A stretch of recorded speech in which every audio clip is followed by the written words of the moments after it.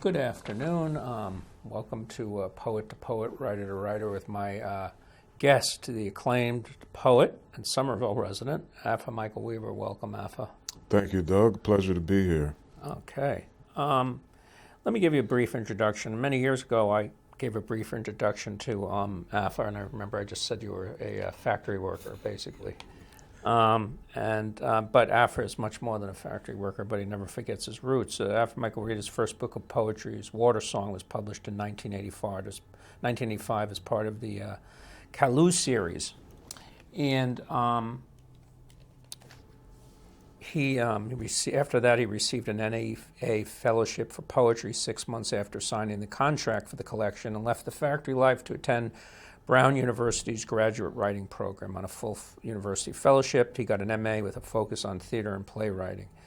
After Water Song, Afaa has published several more collections of poetry, including City of Eternal Spring, The Government of Nature, The Plumflower Dance, Multitudes, Children of the Night, and so many others. But right now, this latest is from Central Square Publishing, right? Right. And that's by a colleague of mine at Bunker Hill Community College who puts it out, Enzo Surin. Right. And so it's called Hard Summation, by the way. And Weaver's also been a Pew Fellow in Poetry and taught at National Taiwan University and Taipei National University of Arts in Taiwan as a Fulbright Scholar. He currently teaches at Simmons College, where you're endowed chair is the alumni chair in English. Alumni chair in English. So, thanks. Now, you're a native son of Baltimore, and you wrote a poem for Freddie Gray. Do you think the poet, the artist, has a responsibility in the time of social crisis like we've experienced in Baltimore, that we've experienced in South Carolina and New York? I think they do, Doug. It's a complicated response. A poet is given the challenge of making when something happens that's traumatic as what we saw in Baltimore and Ferguson and New York, etc. It's not always easy to write a poem in response to those things, but I felt compelled to write both for that situation in Baltimore and also for Charleston, when the 9 members of Mother Emanuel AME Church were murdered by the young man who came into the prayer meeting. We have a responsibility as artists, I think, but we also have to face the fact of how influential we can be with our work and what impact our poems may have on these situations. How can we move people? And I'm always of the opinion that, when I write a poem, I still want it to be the best poem that I can write, so that it's not polemical. And that's a very difficult thing to do. Because they could become rants, right? It could become a rant. If something's going to last, it has to be good. And in a situation like this, I think, what the poet may want to do, is certainly what I wanted to do, was to move people emotionally around issues of racism and intolerance and violence, systemic racism, and all of those things which make life very difficult for many people. Good. Now, we were discussing Enzo Surin, who started the small press Central Square Publishing. And as we discussed, you had a small book out called Hard Summation. And the intention of this book was to cover, the history of African Americans, to appreciate the success and failures. Do you want to elaborate that? Why is this important? And success and failures, etc. If I can tell the story in a short space of how the book came to be. Yeah. 3 years ago, I was asked by friends in Kenosha, Wisconsin, to write a poem about African American history, and they thought, well, can you do that in a day or so? And I said, well, no, it'll take longer. And at the time, I was finishing up a draft of a memoir, and I had finished that, and taking the energy from that, I went on to work on this pocket-sized book. And I think it's important to know that my friends are conservative Catholic Republicans, and we were part of an international group of poets for peace that has as its mission to bring together poets from different political and spiritual persuasions around the idea of common good. And my friends in Kenosha don't know very much about African American history, and in fact, some of them know very little about slavery. So I took on this task, if I can use that word, and I broadened it so that I wrote a series of 13 poems that cover the expanse of African American history with the intention of affecting them, to inspire them to think differently about race and racism as they uncover things that they had no awareness of. And so that's how the book came to be. They were the target audience. And I was afraid of how they would respond to the book, especially around issues of slavery. Not many people know very much about slavery. We talk about slavery, but when you get down to the history of it, it's, certain basic facts are not well known. But they, For instance? For example, there are two periods in slavery in the Western Hemisphere. I mean, in the United States, the period of the Atlantic trade goes up to just about the beginning of the 19th century when that trade was outlawed.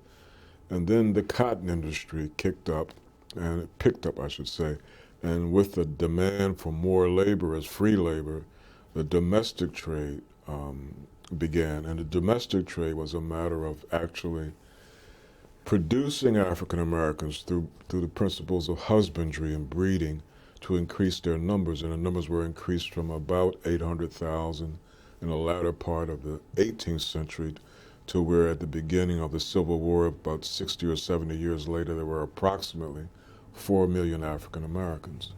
And so there are these two basic division. There's just the division between these two parts, the historical parts. And there are a number of other things, including the fact that my home state, Maryland, is one of the first plantation states. So plantation culture has some of its origins in the state where I was born. Frederick Douglass was born in Maryland on the Eastern Shore. At the time of the Civil War, Baltimore was the apex of the Old South, a major shipping point.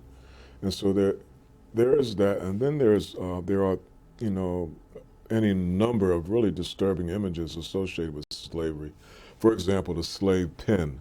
You could walk down the street, Washington, D.C., prior to the Civil War, and there would be a slave pen where maybe 50 or 100 or so many number of black people would be held waiting to be sold. There were actual pens, and some of those pens had... Like pigs. Well, animals. Yeah. I mean, I'm giving the analogy, Right. like that's how badly they were treated. Well, African Americans were considered to be animals. And part of the problem in the American consciousness is that people are tied into this perception of African Americans, which is ingrained in the language. But yet slave pens, they were horrendous things. And there were slave coffles.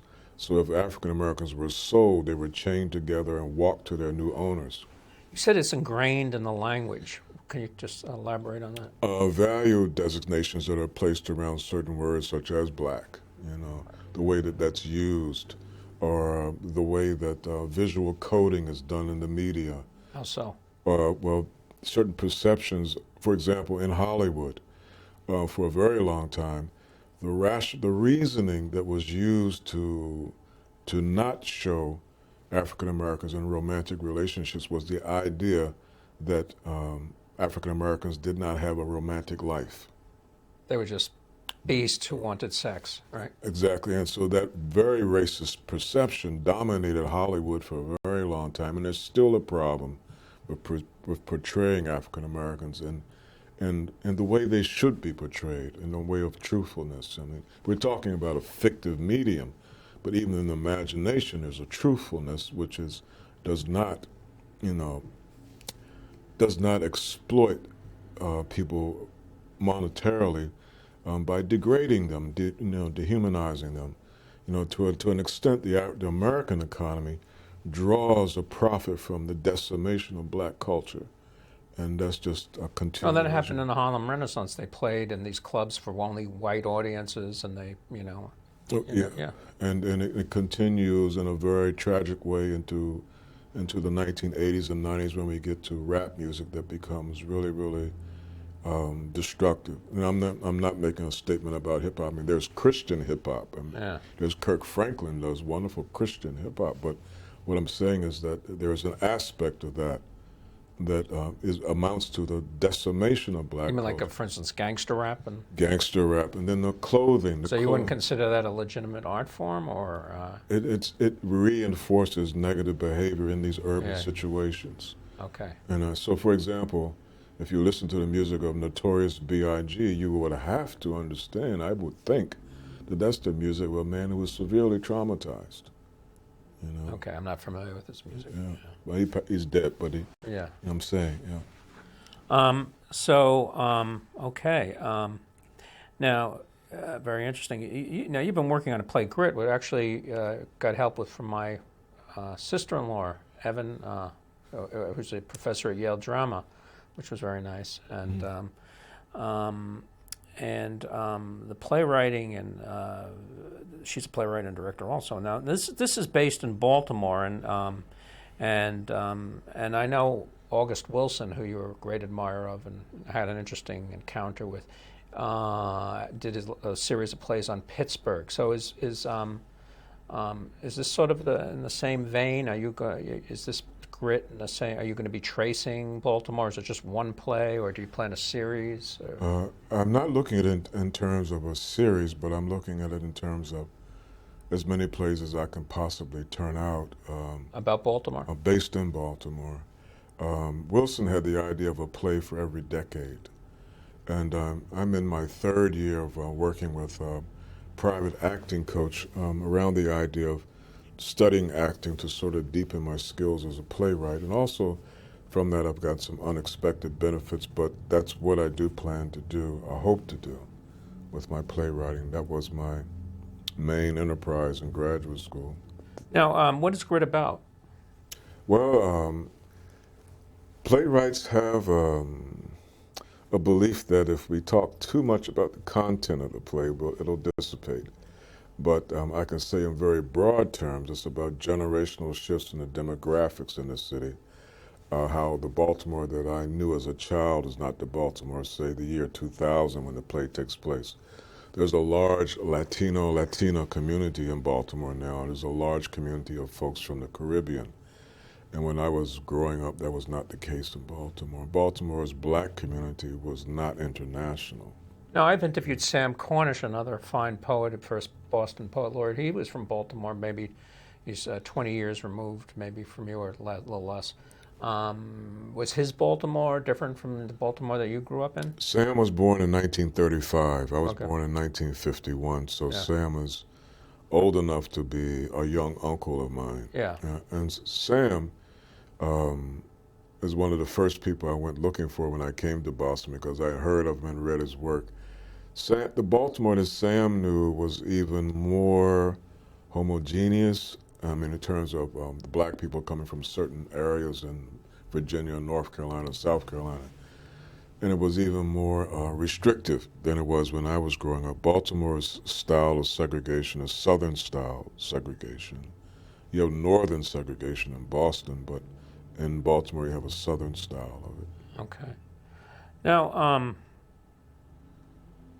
you studied with Paula Vogel at Brown, right? Yes, Paula Vogel, yes. And she encouraged you to playwriting, but for all these years you were basically doing poetry. I mean, you had some plays produced, but your main emphasis was poetry, wasn't it? Would I be correct in saying that? After my first two professional productions, I reverted to poetry, but I continued to write plays. Mm-hmm. And so when I got to Brown, Paula Vogel and George Bass, who was my mentor in theater, Paula was my playwriting teacher. Wasn't he the secretary to Langston Hughes? He was one of Langston Hughes' three secretaries, Raymond Patterson, and there was one other, a third, who lives now in Paris. But Professor Bass was the executor of Hughes' estate, and he taught at Brown. Wonderful. Yeah. So So I mean, now are you re-emphasizing playwriting now, or is it just sort of in there with the rest? If I can keep my desk clear so that I can get to it, yes. I mean, this play is in its second draft. It needs a third draft. Uh-huh. And I'm planning to go through the Minneapolis Playwrights Center to get So- some help with that. Oh, I'm sorry. Go ahead. I'm sorry. The Playwrights Center in Minneapolis has a dramaturg service whereby you get some one-on-one conversations with the person who's in residence who will give you some very thorough feedback on going to the next draft. They also have other opportunities for development, so I'm planning to try to get connected with the Playwrights Center in Minneapolis and to try to get myself back into an active position as a playwright. Now, we were talking about you and Sam Cornish, and then there's the next generation of poets like Major Jackson, which actually we had a show here years ago with you and Major Jackson. So what is the new generation? Well, actually even Jackson is being supplanted by another generation. So I mean, what is the new generation of poets' emphasis as opposed to your generation? You're a man in your 60s. Well, Major is 47 now, I believe, this yeah. year. So Major has a group of poets who are 20 years younger than he is. So poets in their mid to late 20s, there's a generation behind him. Those poets, I can't say, Kiki Petrosini, for example, is in that group. And she was born in Baltimore, but her work is very experimental. I've actually read one of her books where she uses Robert Redford in a fictional circumstance to a fictive relationship, which was an interesting book. But I think what we find in some of the younger poets is more of a concern with craft as the application of theory. Again, I don't want to make a broad statement about that. And you won't find so much of that in Major's generation. In Major's generation, the poets that I know, African-American poets would include Kevin Young and Natasha Trethewey and Terrence Hayes, Yona And Harvey. our Somerville Poet Laureate, would she be in that? Yep. Absolutely. Nicole Nicole Therese Dutton. By the way, Iris Gardner and I, we formed the Poet Committee, and she's now the first Somerville Poet Laureate. And was you her mentor at Cave Canem? No. Nicole was a product of Cave Canem. Yeah. She also went to Brown, and her first book won the Cave Canem First Book Award, whereas Danielle George, who is the Poet Laureate in Boston, is a product of the Darkroom Collective. And that's Kevin Young, Natasha Trethewey, Major Jackson. Cave Canem is Terrence Hayes. So you're the daddy to all that stuff, huh? Well, I'm the first elder of Cave Canem, and sometimes they call me Mr. Weaver, sometimes they don't, but that sort of makes me feel really old, but I'm not, I'm younger than Sonia Sanchez. Sonia is she's 80, I believe now, and she's about 16 years older than I am, so she and Sam are ahead of me in the way that I'm ahead of Major and the rest. Okay, so why don't you read? You got about 11 minutes. Read whatever you want from your work, and perhaps a hard summation would be a good way to start off. I would say that's your latest book, right? Actually, The City of Eternal Spring is the latest book.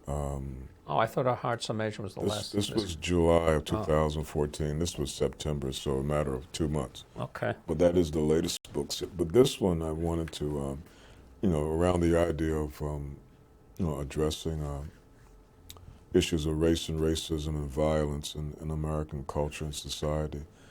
So this book, before I began writing it, I did some research, and I wanted to know if children were actually shipped during the slave trade, because my great-great-grandmother on my father's side, according to the story I received, was taken when she was 8 years old.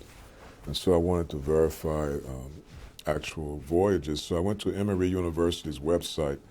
It's called slavevoyage.org, and it's a gathering place for data from historians who specialize in the slave trade. And the children were shipped, and in fact I found a boat called the Jesus Maria that left Freeport in 1840 with about 230 children. And they were between 8 and 12 years old.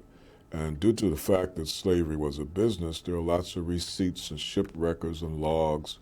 And in some cases, the names of the Africans are actually in the log book. So in this particular shipment, the names of the children are included.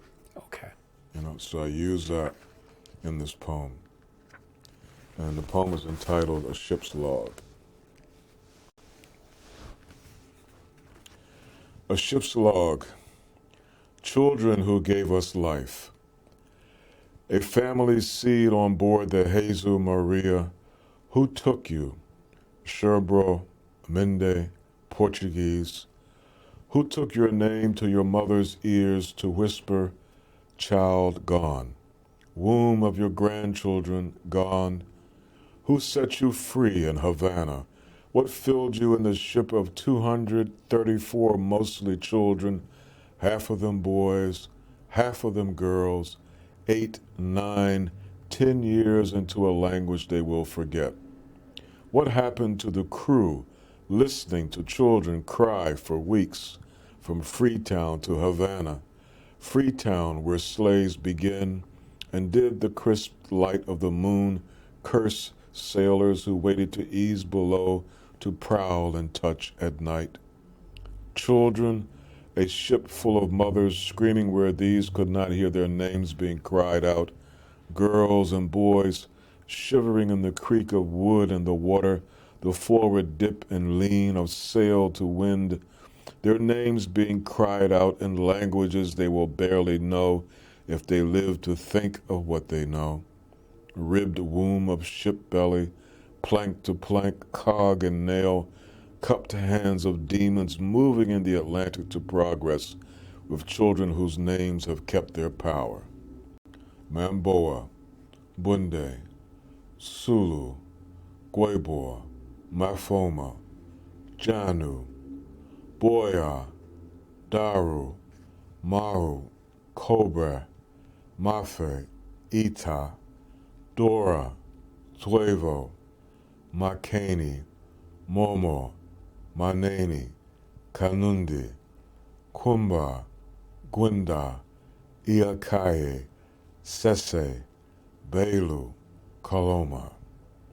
Sons and daughters, hope against old age, swept up by strangers to lie down in the music of deep water. A baptism in a melody of grief, the children praying to be loved in a world their mothers do not know, in Africa where stars try to make peace with death. Keep going. I was interested in the possible relationships between women and plantations in the South. Well, women who had children by the man who owned the plantation and the wife of that man, who of course was white. And those relationships were complicated. Their children shared the same father but not the same destinies and possibilities. This happened in my own family on my mother's side. There was an Irishman who owned a plantation in Virginia who had children by one of the women that he owned. Night Song for Missy. My bones tied up with his bones at night, him falling asleep in my arm after wrestling me, calling it love in some kind of low whisper no dog would believe. I know his every smell, every way, the littlest corner of him be stinking underneath me, on top of me, while our children snore in the corner. Then he creep out the way he creep in before the cock crow at the sun. In daylight he act like we strangers on the edge of the field, his little tan children of mine turning brown, playing more than working 'cause they his children. Missy look over at me while I look over at her. Both of us got some kind of papers on this same man that say he owned both of us. The man who owes us even when he died, 'cause the Bible say you gotta look after the widow. But when he die, it will be 'cause Missy and me locked eyes many days and hated him like one wronged woman made out of two. Him standing up there on the porch, studying everything, his eyes lit up like he the Lord of all creation. Hush now, night wind on my skin. Hush now, bird lost in trees. Hush now, hungry moon. And I'll read the last poem in the book. Heaven Sutton was a 6-year-old girl who was killed in 2012, I believe, by a stray bullet while she was selling candy on the streets in Chicago. And this poem is entitled On the Passing of Heaven Sutton. In the year the Mayans said our world ends, I sit in my basement apartment, the cave, my neighbors from lives different from mine. It is a most peculiar way to be 60. Up here from down south, no way to know where up is, what up is or should be, only what it used to be.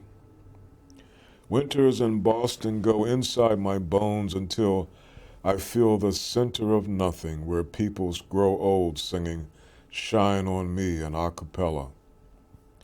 It is the center of alien coldness, hearts naked to ice, to a blank sun, a nakedness that says it is the only choice, one that owns love's essence. I am black because I enter that space. People see I am the door to what they ache to know, the long corridors and rooms of our freedom, a place where I refuse to be told I cannot dream my own dreams, a place where people like me agree to offer love from an uneasy forgiveness. Nights become deep stillness. I do a soul dance with ancestors building a respite from history, arguing against the hard summation of slavery, the truth of our black wish for humanity, a seed made from resistance, bright moments where we teach America the song of our right to live. I think you have time. Well, you might have time. Well, for the sake of the tape, we'll let you read another poem. I think because we're still on the air. Oh, sure. And, if you want to read from Plum Dance or or Eternal Spring, I'm sorry. A City of Eternal Spring. I'll read The Workers in Beijing. Yeah, make it a short poem for the... Okay. I'll read a shorter one. This is the last poem in the book.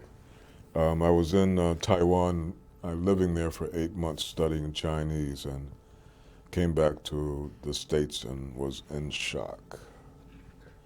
Being Chinese. In Los Angeles airport, I sit stunned by the English. Letters, harsh things with no stories I know. The food smells dead, metal forks and knives set for making war against food. I am undone and done again, broken off from narratives of birth and being, of limits broken by the genius of slaves. I stand here where I was born, and the mask wait for me. Thank you very much, Afaa.